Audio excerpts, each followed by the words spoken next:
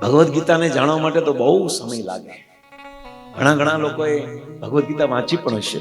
કેટલા લોકોએ ભગવદ્ ગીતા વાંચી છે? હાથ ઉપર કરે. ઓકે,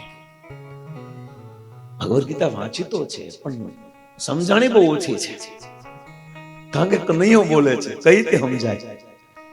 આ સંસારના જન્મ મરણના ચક્રમાં પડેલા, વિષયથી આસક્ત ભરેલા આ દૂષિત મનથી એ ભગવાનની દિવ્ય વાણી કઈ રીતે સમજી શકાય?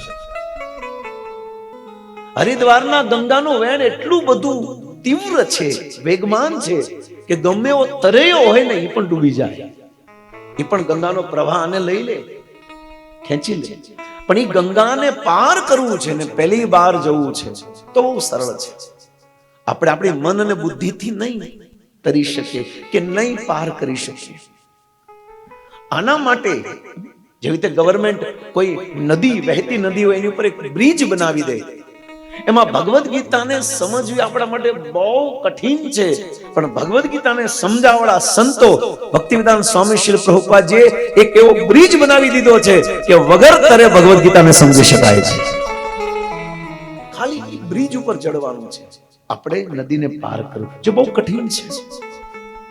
તો આવા સંતોના દ્રષ્ટિકોણથી ભગવદ્ ગીતાના અનેક કમેન્ટ્રી લખવાના ટીકાકારોને સમજીને આપણે ભગવદ્ ગીતા સમજવી છે. જે ભગવદ્ ગીતાને વાસ્તવિક સમજ્યા છે. આપણા બધાના ઘરમાં ભગવદ્ ગીતા છે, કબાટમાં છે, મંદિરમાં છે, પણ દુઃખની એ વાત છે કે જીવનમાં નથી. બસ હવે આ ભગવદ્ ગીતાને જે આપણો સનાતન ધર્મ ગ્રંથ છે એને આપણે કબાટમાંથી, તિજોરીમાંથી કે માળિયામાંથી કે મંદિરમાંથી બહાર કાઢીને આ જગતમાં વહેતી કરવાની છે ભગવદ્ ગીતાને. હવે આને બહાર ખોલવાની જરૂર છે. આ ભગવદ્ ગીતાને આપણે સમજવાની છે.